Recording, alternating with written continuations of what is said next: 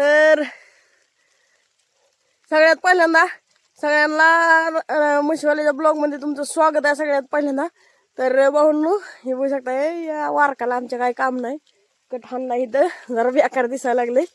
तर बघू शकता पाऊस बिऊस चालू आहे मस्तपैकी, वरून पाऊस चालू आहे. आणि आलोय आता जनावरांना वैरण फिरण न्यायला, तर वैरण घेऊन जाणार आहे. शकता चिकूल बिकुल कसला पायाला बेकार लागतंय, लय इतर काम झालंय. तरी आपण ऊस घेतला होता विकत जनावरांना, तिथून त्या गडपासून इथपर्यंत, तर ती घेऊन जायचोय आता. हे बघू शकताय तोडलाय ऊस, तोडलाय म्हणजे एवढ्यानं काय होत नाही, अजून लई तोडायला लागतंय. वरनं पाऊस बी यायला लागलाय. मोबाईल आणली कॅरी बॅग आणली मोबाईलला, तर पाऊस जास्त वाढायला लागलाय. आता मोबाईल भिजवून काय जमत नाही.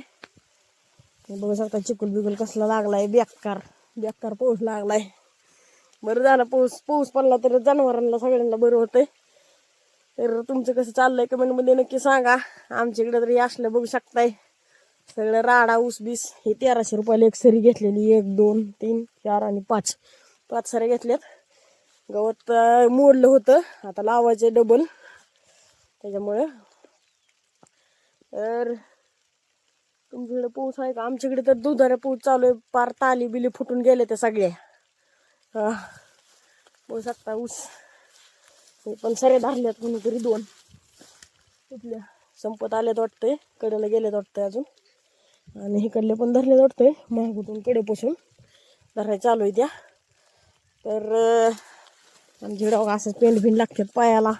तुम्हाला गाडी दाखवतो कुठे लावली ती गाडी, दाखवतो कुठं लावली आहे.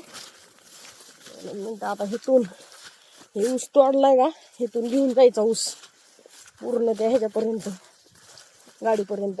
तुम्हाला दाखवतो आता गाडी कुठं लावली ती.